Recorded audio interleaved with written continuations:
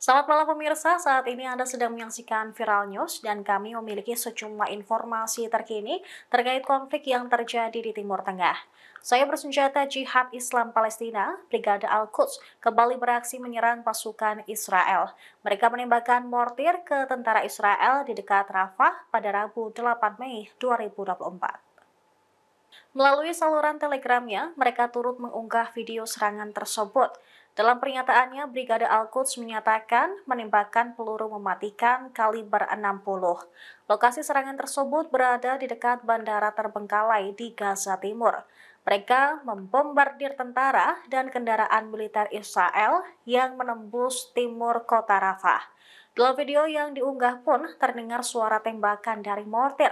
Ada beberapa pasukan Al-Quds yang terlihat memasang mortir tersebut sebelum diluncurkan ke sasaran Israel. Sementara itu, juru bicara militer Israel Daniel Hagari memprediksi pasukan Hamas akan kembali berkumpul.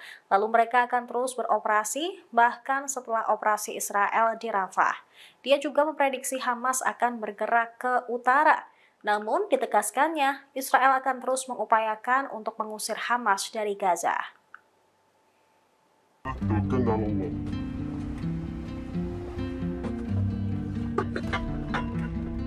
بسم الله الله اكبر. بسم الله الله اكبر.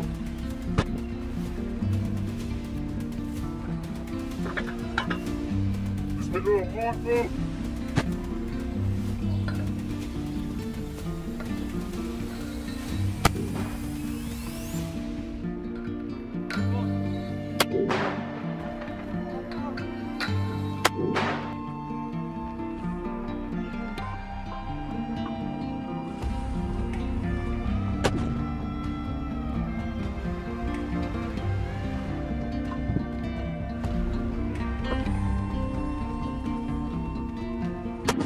Kuburan massal ketiga ditemukan di Rumah Sakit Al-Shifa yang ada di Gaza, Palestina pada Rabu 8 Mei 2024. Kantor media pemerintah di Gaza melaporkan ada 49 jenazah yang ditemukan dalam kuburan massal tersebut. Diduga puluhan jenazah itu adalah warga sipil Palestina yang tewas dalam serangan pasukan Israel. Diperkirakan masih ada lusinan jenazah lainnya seiring dengan proses penggalian. Menurut sumber setempat, operasi penyelamatan dan pemulihan saat ini masih berlangsung. Kantor media mengatakan sejauh ini ada 7 kuburan massal yang ditemukan di dalam rumah sakit. 3 kuburan massal ditemukan di Rumah Sakit Al-Shifa, 3 di Rumah Sakit Nasser di kota Khan Yunis di selatan, dan 1 di dalam Rumah Sakit Kamel Atwan di Gaza Utara. Mereka mengutuk keras kejahatan genosida dan pembunuhan terus-menerus yang dilakukan tentara Israel ke masyarakat Palestina. Selain itu, mereka juga menganggap pemerintah Amerika Serikat, komunitas internasional, dan pendudukan bertanggung jawab penuh atas kuburan massal dan agresi terang-terangan tersebut. Kemudian terbaru, Israel juga menyatakan tidak akan menyetujui gencatan senjata yang membuat Hamas berkuasa di Gaza. Juru bicara pemerintahan Israel menegaskan kembali pada hari Rabu, Tel Aviv tidak akan setuju untuk mengakhiri perang dan membiarkan Hamas berkuasa. Menurut Reuters, juru bicara yang sama menolak mengomentari laporan AS yang menahan senjata. Diketahui lebih dari 7 bulan setelah perang Israel, sebagian besar wilayah Gaza hancur. Serangan itu mendorong 85% penduduk daerah kantong tersebut mengungsi di tengah blokade makanan, air bersih, bahkan obat-obatan yang melumpuhkan.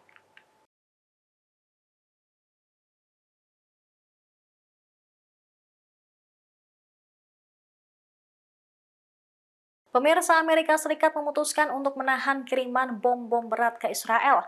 Penghentian kiriman senjata ke Tel Aviv pekan lalu sebagai respons nyata terhadap serangan Rafah yang diperkirakan akan terjadi.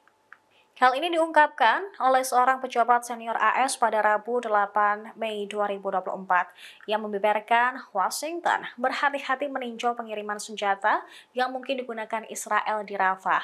Oleh sebab itu, pemerintahan Joe Biden menghentikan kiriman sebanyak 1.800 bom seberat 2.000 pon dan 1.700 bom seberat 500 pon. Pejabat tersebut juga mengklarifikasi bahwa belum ada keputusan akhir yang dibuat mengenai pengiriman senjata ini. Pejabat senior juga mengonfirmasi laporan bahwa AS telah menunda penjualan Joint Direct Attack Munition atau JDAM ke Israel.